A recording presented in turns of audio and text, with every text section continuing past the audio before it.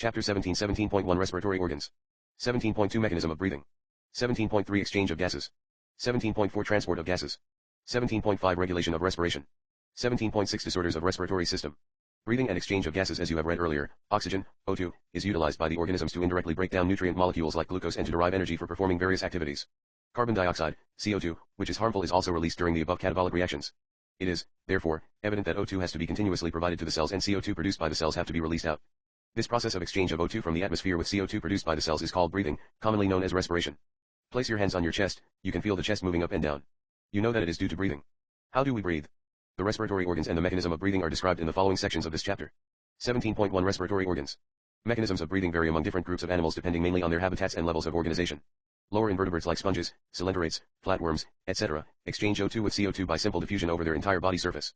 Earthworms use their moist cuticle, and insects have a network of tubes, tracheal tubes, to transport atmospheric air within the body. Special vascularized structures called gills are used by most of the aquatic arthropods and mollusks, whereas vascularized bags called lungs are used by the terrestrial forms for the exchange of gases. Among vertebrates, fishes use gills, whereas reptiles, birds, and mammals respire through lungs. Amphibians like frogs can respire through their moist skin also. Mammals have a well-developed respiratory system. 17.1.1 Human respiratory system. We have a pair of external nostrils opening out above the upper lips. It leads to a nasal chamber through the nasal passage. The nasal chamber opens into nasopharynx, which is a portion of pharynx, the common passage for food and air. Nasopharynx opens through glottis of the larynx region into the trachea. Larynx is a cartilaginous box which helps in sound production and hence called the sound box. During swallowing, glottis can be covered by a thin elastic cartilaginous flap called epiglottis to prevent the entry of food into the larynx. Trachea is a straight tube extending up to the mid-thoracic cavity, which divides at the level of fifth thoracic vertebra into a right and left primary bronchi. Each bronchi undergoes repeated divisions to form the secondary and tertiary bronchi and bronchioles, ending up in very thin terminal bronchioles. The tracheae, primary, secondary and tertiary bronchi, and initial bronchioles are supported by incomplete cartilaginous rings. Each terminal bronchiole gives rise to a number of very thin, irregular walled and vascularized bag-like structures called alveoli. The branching network of bronchi, bronchioles, and alveoli comprise the lungs, figure 17.1. We have two lungs which are covered by a double-layered pleura, with pleural fluid between them. It reduces friction on the lung surface. The outer pleural membrane is in close contact with the thoracic lining, whereas the inner pleural membrane is in contact with the lung surface. The part starting with the external nostrils up to the terminal bronchioles constitute the conducting part, whereas the alveoli and their ducts form the respiratory or exchange part of the respiratory system. The conducting part transports the atmospheric air to the alveoli, clears it from foreign particles, humidifies, and also brings the air to body temperature. Exchange part is the site of actual diffusion of O2 and CO2 between blood and atmospheric air. The lungs are situated in the thoracic chamber, which is anatomically an airtight chamber. The thoracic chamber is formed dorsally by the vertebral column, ventrally by the sternum, laterally by the ribs, and on the lower side by the dome-shaped diaphragm. The anatomical setup of lungs in thorax is such that any change in the volume of the thoracic cavity will be reflected in the lung, pulmonary, cavity. Such an arrangement is essential for breathing, as we cannot directly alter the pulmonary volume. Respiration involves the following steps. First step, breathing or pulmonary ventilation, by which atmospheric air is drawn in and CO2-rich alveolar air is released out. 2. Diffusion of gases, O2 and CO2, across alveolar membrane. 3. Transport of gases by the blood. 4. Diffusion of O2 and CO2 between blood and tissues. 5th. Utilization of O2 by the cells for catabolic reactions and resultant release of CO2, cellular respiration as dealt in the chapter 14. 17.2 Mechanism of breathing. Breathing involves two stages, inspiration, during which atmospheric air is drawn in, and expiration, by which the alveolar air is released out. The movement of air into and out of the lungs is carried out by creating a pressure gradient between the lungs and the atmosphere. Inspiration can occur if the pressure within the lungs, intrapulmonary pressure, is less than the atmospheric pressure, that is, there is a negative pressure in the lungs with respect to atmospheric pressure. Similarly, expiration takes place when the intrapulmonary pressure is higher than the atmospheric pressure. The diaphragm and a specialized set of muscles, external and internal intercostals between the ribs, help in generation of such gradients. Inspiration is initiated by the contraction of diaphragm, which increases the volume of thoracic chamber in the anteroposterior axis. The contraction of external intercostal muscles lifts up the ribs and the sternum, causing an increase in the volume of the thoracic chamber in the dorsoventral axis. The overall increase in the thoracic volume causes a similar increase in pulmonary volume. An increase in pulmonary volume decreases the intrapulmonary pressure to less than the atmospheric pressure, which forces the air from outside to move into the lungs, that is, inspiration, figure 17.2a. Relaxation of the diaphragm and the intercostal muscles returns the diaphragm and sternum to their normal positions and reduce the thoracic volume and thereby the pulmonary volume. This leads to an increase in intrapulmonary pressure to slightly above the atmospheric pressure, causing the expulsion of air from the lungs, that is, expiration, figure 17.2b. We have the ability to increase the strength of inspiration and expiration with the help of additional muscles in the abdomen. On an average, a healthy human breathes 12 to 16 times per minute. The volume of air involved in breathing movements can be estimated by using a spirometer, which helps in clinical assessment of pulmonary functions. 17.2.1 Respiratory volumes and capacities. Tidal volume, TV volume of air inspired or expired during a normal respiration. It is approximate 500 ml, that is, a healthy man can inspire or expire approximately 6,000 to 8,000 ml of air per minute. Inspiratory reserve volume, IRV additional volume of air, a person can inspire by a forcible inspiration. This average is 2,500 ml to 3,000 ml. Expiratory reserve volume, ERV additional volume of air, a person can expire by a forcible expiration. This average is 1,000 ml to 1,100 ml. Residual volume, RV volume of air remaining in the lungs even after a forcible expiration. This average is 1,100 ml to 1,200 ml. By adding up a few respiratory volumes described above, one can derive various pulmonary capacities, which can be used in clinical diagnosis. Inspiratory capacity, IC total volume of air a person can inspire after a normal expiration. This includes tidal volume and inspiratory reserve volume, TV plus IRV. Expiratory capacity, EC total volume of air a person can expire after a normal inspiration. This includes tidal volume and expiratory reserve volume, TV plus ERV. Functional residual capacity, FRC volume of air that will remain in the lungs after a normal expiration. This includes ERV plus RV. Vital capacity, VC the maximum volume of air a person can breathe in after a forced expiration. This includes ERV, TV, and IRV or the maximum volume of air a person can breathe out after a forced inspiration. Total lung capacity, total volume of air accommodated in the lungs at the end of a forced inspiration. This includes RV, ERV, TV, and IRV or vital capacity plus residual volume. 17.3 Exchange of gases. Alveoli are the primary sites of exchange of gases. Exchange of gases also occur between blood and tissues. O2 and CO2 are exchanged in these sites by simple diffusion mainly based on pressure/concentration gradient. Solubility of the gases as well as the thickness of the membranes involved in diffusion are also some important factors that can affect the rate of diffusion.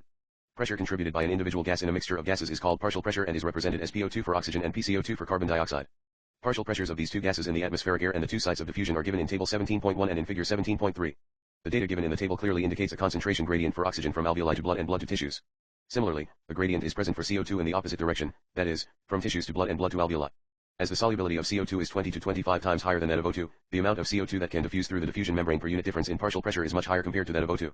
The diffusion membrane is made up of three major layers, figure 17.4, namely, the thin squamous epithelium of alveoli, the endothelium of alveolar capillaries and the basement substance in between them.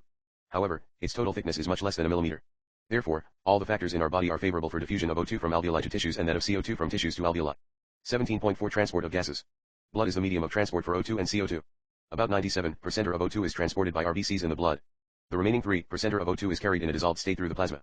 Nearly 20 to 25% of CO2 is transported by RBCs whereas 70% of it is carried American Samoa bicarbonate. About 7% of CO2 is carried in a dissolved state through plasma. 17.4.1 Transport of oxygen. Hemoglobin is a red-colored iron-containing pigment present in the RBCs. O2 can bind with hemoglobin in a reversible manner to form oxyhemoglobin. Each hemoglobin molecule can carry a maximum of 4 molecules of O2. Binding of oxygen with hemoglobin is primarily related to partial pressure of O2. Partial pressure of CO2, hydrogen ion concentration and temperature are the other factors which can interfere with this binding. A sigmoid curve is obtained when percentage saturation of hemoglobin with O2 is plotted against the PO2. This curve is called the oxygen dissociation curve, figure 17.5, and is highly useful in studying the effect of factors like PCO2, H+ concentration, etc., on binding of O2 with hemoglobin. In the alveoli, where there is high PO2, low PCO2, lesser H+ concentration and lower temperature, the factors are all favorable for the formation of oxyhemoglobin, whereas in the tissues, where low PO2, high PCO2, high H+ concentration and higher temperature exist, the conditions are favorable for dissociation of oxygen from the oxyhemoglobin. This clearly indicates that O2 gets bound to hemoglobin in the lung surface and gets dissociated at the tissues. Every 100 ml of oxygenated blood can deliver around 5 ml of O2 to the tissues under normal physiological conditions. 17.4.2 Transport of carbon dioxide. CO2 is carried by hemoglobin as carbaminohemoglobin, about 20 to 25%. This binding is related to the partial pressure of CO2. PO2 is a major factor which could affect this binding. When PCO2 is high and PO2 is low as in the tissues, more binding of carbon dioxide occurs whereas, when the PCO2 is low and PO2 is high as in the alveoli, dissociation of CO2 from carbaminohemoglobin takes place, that is, CO2 which is bound to hemoglobin from the tissues is delivered at the alveoli. RBCs contain a very high concentration of the enzyme, carbonic anhydrase, and minute quantities of the same is present in the plasma too. This enzyme facilitates the following reaction in both directions. CO2 plus H2O, in presence of carbonic anhydrase, gives H2CO3, which in turn, in presence of carbonic anhydrase, gives HCO3-, plus, H+. At the tissue site where partial pressure of CO2 is high due to catabolism, CO2 diffuses into blood, RBCs and plasma, and forms HCO3- and H+. At the alveolar side where PCO2 is low, the reaction proceeds in the opposite direction leading to the formation of CO2 and H2O. Thus, CO2 trapped as bicarbonate at the tissue level and transported to the alveoli is released out as CO2, figure 17.4. Every 100 ml of deoxygenated blood delivers approximately 4 ml of CO2 to the alveoli. 17.5 Regulation of respiration. Human beings have a significant ability to maintain and moderate the respiratory rhythm to suit the demands of the body tissues. This is done by the neural system. A specialized center present in the medulla region of the brain called respiratory rhythm center is primarily responsible for this regulation. Another center present in the pons region of the brain called pneumotaxic center can moderate the functions of the respiratory rhythm center. Neural signal from this center can reduce the duration of inspiration and thereby alter the respiratory rate. A chemosensitive area is situated adjacent to the rhythm center which is highly sensitive to CO2 and hydrogen ions. Increase in these substances can activate the center, which in turn can signal the rhythm center to make necessary adjustments in the respiratory process by which these substances can be eliminated. Receptors associated with aortic arch and carotid artery also can recognize changes in CO2 and H+ concentration and send necessary signals to the rhythm center for remedial actions. The role of oxygen in the regulation of respiratory rhythm is quite insignificant. 17.6 Disorders of respiratory system. Asthma is a difficulty in breathing causing wheezing due to inflammation of bronchi and bronchioles. Emphysema is a chronic disorder in which alveolar walls are damaged due to which respiratory surface is decreased. One of the major causes of this is cigarette smoking.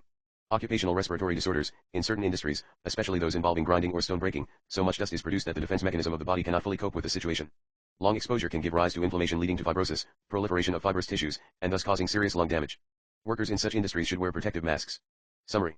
Cells utilize oxygen for metabolism and produce energy along with substances like carbon dioxide which is harmful. Animals have evolved different mechanisms for the transport of oxygen to the cells and for the removal of carbon dioxide from there. We have a well-developed respiratory system comprising two lungs and associated air passages to perform this function. The first step in respiration is breathing, by which atmospheric air is taken in, inspiration, and the alveolar air is released out, expiration. Exchange of O2 and CO2 between deoxygenated blood and alveoli, transport of these gases throughout the body by blood, exchange of O2 and CO2 between the oxygenated blood and tissues, and utilization of O2 by the cells, cellular respiration, are the other steps involved. Inspiration and expiration are carried out by creating pressure gradients between the atmosphere and the alveoli with the help of specialized muscles, intercostals and diaphragm. Volumes of air involved in these activities can be estimated with the help of spirometer and are of clinical significance. Exchange of O2 and CO2 at the alveoli and tissues occur by diffusion. Rate of diffusion is dependent on the partial pressure gradients of O2, PO2, and CO2, PCO2, their solubility as well as the thickness of the diffusion surface. These factors in our body facilitate diffusion of O2 from the alveoli to the deoxygenated blood as well as from the oxygenated blood to the tissues. The factors are favorable for the diffusion of CO2 in the opposite direction, that is, from tissues to alveoli. Oxygen is transported mainly as oxyhemoglobin.